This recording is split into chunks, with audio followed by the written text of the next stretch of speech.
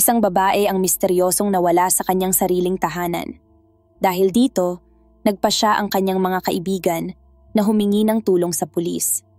Sa una, tila bakusang umalis ang babae, ngunit sa bawat bagong ebidensya, mas nagiging kahindik-hindik ang kaso. Sa huli, natuklasan ng mga investigador ang misteryo at ang katotohanan ay lubhang nakakatakot. Hey everyone!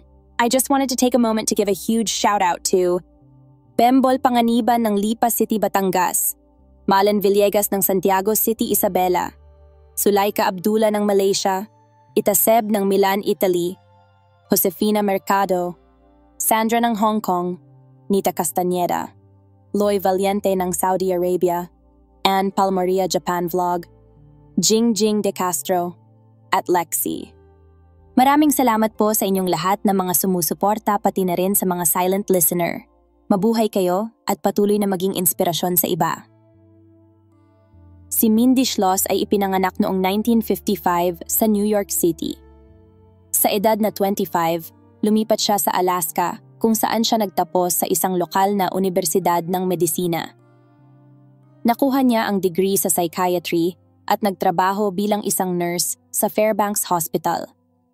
Kadalasan kailangan niyang magtrabaho sa mga liblib na lugar ng Alaska dahil maraming tao ang hindi makakapunta sa ospital ng mag-isa. Kaya naman gumagamit si Mindy at ang kanyang mga kasamahan ng iba't ibang transportasyon, kabilang ang mga bangka at eroplano, para marating ang mga pasyente. Mahal na mahal niya ang kanyang trabaho at sinisiguro niyang magampanan ito ng buong husay. Si Mindy ay nakatira 600 kilometers mula sa ospital sa Anchorage. Sumasakay siya ng eroplano papunta sa trabaho at nanunuluyan sa isang hotel tuwing weekdays. Umuuwi lamang siya kapag weekend. Noong August 2007, si Mindy, na 52 years old na noon, ay bumalik sa Anchorage para sa weekend at malapit nang lumipad pabalik sa trabaho nang siya ay mawala. Sa tuwing wala si Mindy, palagi niyang hinihiling sa kanyang matalik na kaibigan na si Jerry na dumaan sa kanyang bahay upang pakainin ang kanyang pusa at ibigay ang gamot nito. Noong Sabado, August 4, tinawagan siya ng kanyang kaibigan para pag-usapan ito, ngunit hindi sumagot si Mindy.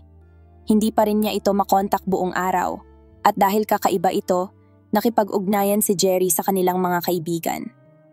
Ngunit wala rin sa kanila ang nakausap si Mindy noong araw na iyon. Sa una, inakala ni Jerry na may pinuntahan si Mindy para sa trabaho, ngunit hindi pa rin ito sumasagot sa telepono kinabukasan. Kaya naman, nagpa siya ang kanyang kaibigan na puntahan ang bahay nito. Walang sumasagot sa kanyang pagkatok, kaya ginamit ni Jerry ang kanyang ekstrang susi. Sa unang tingin, tila normal ang lahat.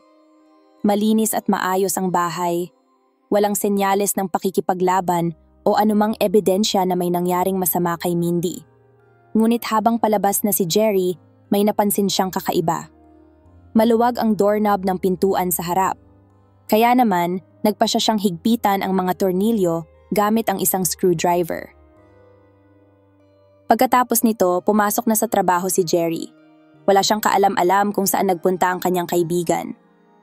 Noong Lunes, August 6, tinawagan ni Jerry ang ospital kung saan nagtatrabaho si Mindy. Laking gulat niya nang malaman na hindi pumasok sa trabaho ang babae. Hindi ganito ang ugali ni Mindy.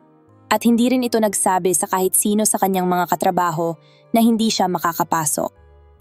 Nag-alala si Jerry na baka may nangyaring masama kay Mindy, kaya nagpa siya siyang tumawag sa pulis. Tinanggap ng departamento ang ulat ng pagkawala at muling bumalik si Jerry at ang detective sa bahay ni Mindy. Wala silang nakitang senyales ng forced entry at walang nawawalang mahahalagang gamit sa bahay. Dahil dito, nawala ang posibilidad na may magnanakaw na pumasok sa bahay. Bukod dito, may mga gamot si Mindy na kung reseta lamang ang makakabili. Malamang sana ay kinuha ito ng magnanakaw dahil mataas ang demand nito sa mga taong adik sa droga. Pagpasok nila sa garahe, natuklasan nilang nawawala ang sasakyan ni Mindy. Kakaiba ito dahil palaging nagtataksi si Mindy papuntang airport at ginagamit lamang ang kanyang sasakyan para mamasyal sa bayan. Napagpasyahan ng pulisya na may nangyaring masama kay Mindy. Sinuri ng forensic team ang bahay para maghanap ng kahit anong clue, ngunit wala silang nakita. Sa panahong iyon, malabo ang teorya ng kidnapping. Inisip ng pulisya na baka naaksidente si Mindy. Madalas siyang pumunta sa mga liblib na lugar at delikado ang lupain doon. Posible siyang nabiktima ng mga mababangis na hayop o aksidenteng nahulog sa bangin. Ngunit hindi nila ito masyadong pinagtuunan ng pansin. Sa halip, nagpasya silang maghanap ng mga suspek na maaaring may kinalaman sa pagkawala ni Mindy. Una nilang sinuri si Bob, kaibigan nina Mindy at Jerry. Handang makipagtulungan si Bob sa investigasyon at mabilis na nalaman ng mga detective na noong araw ng pagkawala ni Mindy, nasa trabaho siya, malayo sa bahay nito. Walang makitang sagot ang mga pulis sa biglaang pagkawala ni Mindy.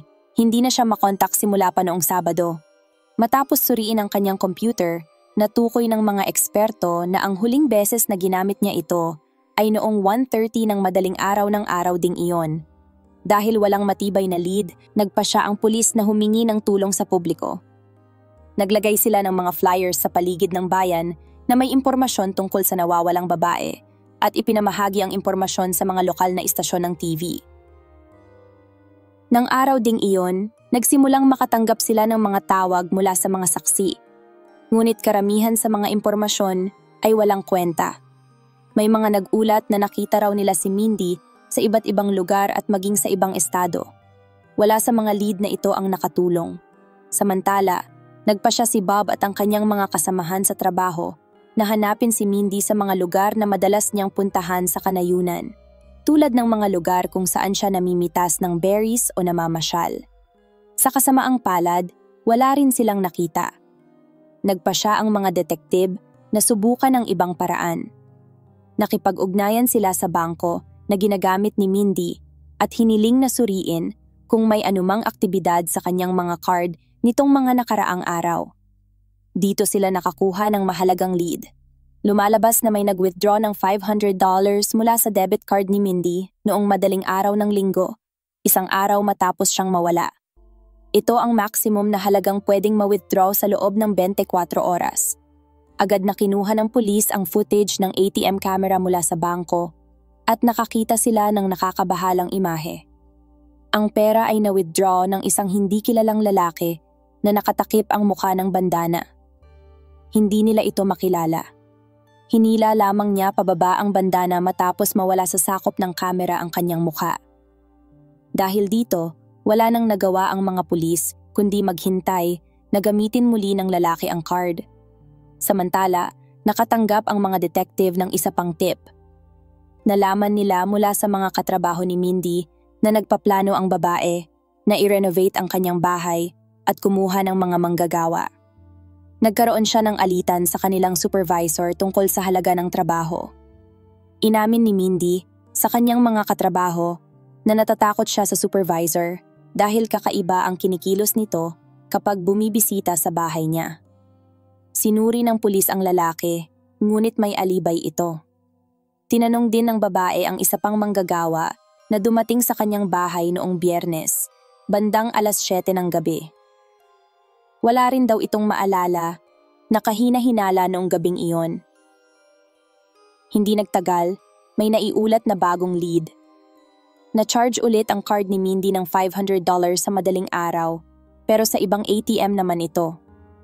Nang mapag-aralan ang security footage, agad na nakilala ng mga pulis na ito ang parehong lalaki, pero may kakaiba sa video. Nag-withdraw ng pera ang lalaki at umalis, pero bumalik din agad sa ATM makalipas ang ilang segundo. Naglakad-lakad siya saglit sa paligid nito, pinindot ang mga button at tuluyang umalis ulit.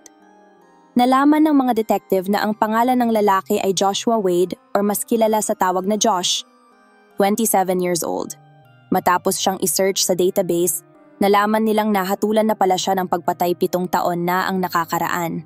Inakusahan siya ng pambubugbog sa isang babae hanggang sa mamatay, ngunit pinawalang sala siya ng hurado. Bilang resulta, si Josh ay inakusahan na lamang ng tampering of evidence at sinentensyahan ng 6.5 taon sa bilangguan. Matapos gumugol ng 3 taon sa likod ng mga rehas, siya ay pinakawalan. Agad na kinilala ng mga detective si Josh bilang pangunahing suspek. Matapos makipag-usap sa kanyang mga kasama sa bahay, nalaman nilang walang sasakyan si Josh at nagbibisikleta lang. Pero may problema. Nang simulan siyang hanapin ng mga pulis, biglang nawalang parang bula si Josh. Noong Huwebes, August 9, nakakuha ang pulis ng panibagong lead. May isang lokal na trucker ang tumawag at nagsabing nakita niya ang kotse ni Mindy sa isang parking lot malapit sa airport. Nakita niya ang larawan ni Mindy sa dyaryo at agad niyang nakilala ang sasakyan. Dumating ang mga detective sa pinangyarihan at nakumpirma na ang sasakyan nga ay kay Mindy. Napansin din nila na may surveillance camera na nakatutok sa parking lot mula sa isang kalapit na gusali.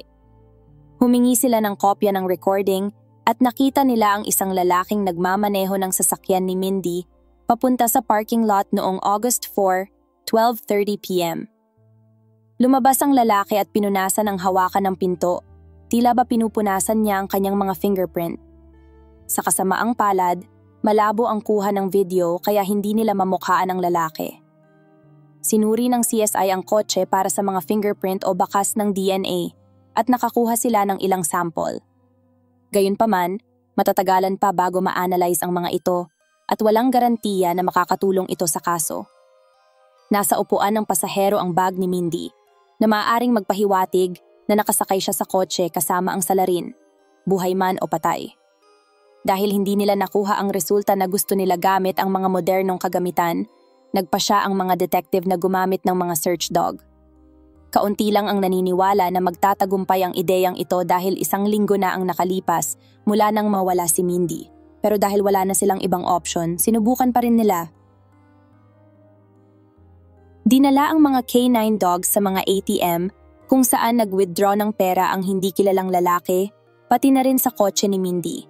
Sinundan ng aso ang amoy at tumungo sa kalye papunta sa bahay ni Mindy na matatagpuan 3 bloke mula sa lokasyon na iyon. Matapos amuyin ang pintuan sa harap, dumiretso ang aso sa bahay kung saan dating nakatira si Josh Wade. Nagulat ang mga detective na kanina lang ay hindi naniniwala sa ideya ng search dog. Direktang itinuro sa kanila ng aso na si Josh ay nasa kotse ni Mindy, malapit sa bahay nito at malapit sa mga ATM na iyon. Kinabukasan, inulit ng pulis ang eksperimento gamit ang isa pang search dog. Ang resulta, pareho ang nilakaran ng mga aso. Sinundan nila ang amoy at huminto sa bahay ni Josh. Kahit na hindi ito sapat na ebidensya para sa korte, nagpa siya ang mga detective na huwag nang mag-aksaya ng oras at kumuha sila ng warrant para sa pag-aresto kay Josh. Pumunta sila sa kanyang bahay, pero wala na roon si Josh. Ilang araw na siyang wala. Nang halughugin nila ang bahay, nakita nila ang jacket na suot ng lalaki sa mga CCTV footage malapit sa mga ATM. Sa bulsa ng jacket, may nakita silang withdrawal slip mula sa card ni Mindy. Natagpuan din nila ang isang gintong relo ng babae at agad nila itong ipinakita kay Jerry. Kinumpirma ni Jerry na ang relo ay kay Mindy. Napag-aralan ng mga eksperto ang mga sample ng DNA na nakuha sa manibela ng kotse ni Mindy at itinugma ito sa mga sample mula sa mga gamit sa bahay ni Mindy. Magkatugma ang mga ito, ibig sabihin, si Josh ay nakasakay sa kotse ni Mindy. Mas matimbang na ebidensya ito, kaya mas lalong pinagbuti ng mga pulis ang paghahanap kay Josh. Naglagay sila ng mga leaflet na may pangalan at larawan ni Josh sa buong lungsod. Nagrenta pa sila ng mga billboard.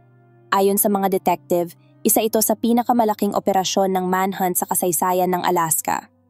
Halos lahat ng opisyal ng batas ay tumulong sa paghahanap at ang mga residente ay nagre-report ng kahit anong kahina-hinalang aktibidad. Sa isang punto, inilabas ng pulisya ang mga larawan ni Josh mula sa ATM camera. Halos agad-agad, may isang babaeng nagngangalang Lisa ang lumapit sa kanila. Kilala niya raw si Josh at sigurado siyang siya ang nasa larawan. Mahalaga ito dahil hindi pinangalanan ng pulis ang pangunahing suspect. May isa pang kakilala ni Josh ang lumapit sa pulis at umamin.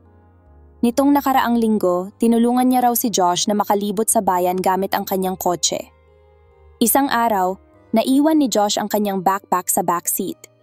Tiningnan ng babae at ng kanyang ina ang loob ng bag at nakita nila ang ilang ATM receipts at isang telepono. Sa gallery ng telepono, May nakita silang larawan kung saan may hawak na baril si Josh. Mas lalong nag-alala ang mga detective dahil sa impormasyong ito. Nangangamba sila na baka may masaktan si Josh habang hinahanap nila ito. At dahil sa telepono, nalaman nilang armado siya. Sinubukan ng mga pulis na kumbinsihin ang kasintahan ni Josh na tulungan silang mahuli ito. Gusto nilang magdala ng tape recorder ang babae at puntahan si Josh para kausapin ito tungkol sa ginawa niya kay Mindy. Pero takot na takot ang babae at tumanggi. Sa huli, napilitan siyang tumulong. Noong September 2, dumating si Josh sa bahay ng kasintahan niya at galit na hiningi ang kanyang backpack. Dahil ibinigay na ng babae ang backpack sa pulis, kinailangan niyang magdahilan. Agad niyang sinabi na wala sa kanya ang backpack. Tinanong ni Josh ang kasintahan kung pwede siyang dalhin sa isang malayong lugar para magtago sa mga pulis, pero tumanggi ang babae. Nag-alok siyang patuluyin si Josh sa kanyang bahay, pero naghinala si Josh na may mali at umalis. Napagtanto ng babae na hindi siya magiging ligtas hanggat hindi nahuhuli ng mga pulis si Josh, kaya nagpasya siyang sundan ito ng maingat gamit ang kanyang sasakyan. Tumawag siya sa mga detektive habang nasa daan.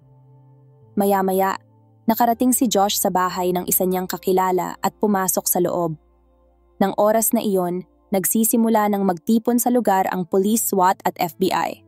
Nangangamba ang lahat na hindi susuko si Josh nang walang laban at napatunayang tama ang kanilang hinala. Gamit ang mga armas, kinuha ni Josh ang 2 tao sa loob ng bahay bilang hostage. Isang abogado ang tinawag para makipagnegosasyon sa kanya. Matapos ang ilang oras, nakumbinsi siyang sumuko. Sa interogasyon, halos hindi nagsasalita si Josh. Hindi nagmadali ang mga investigador na akusahan siya ng pagpatay kay Mindy. Sa puntong iyon, iniisip na nila na malamang patay na si Mindy, pero napakahirap patunayan ito dahil wala ang kanyang katawan.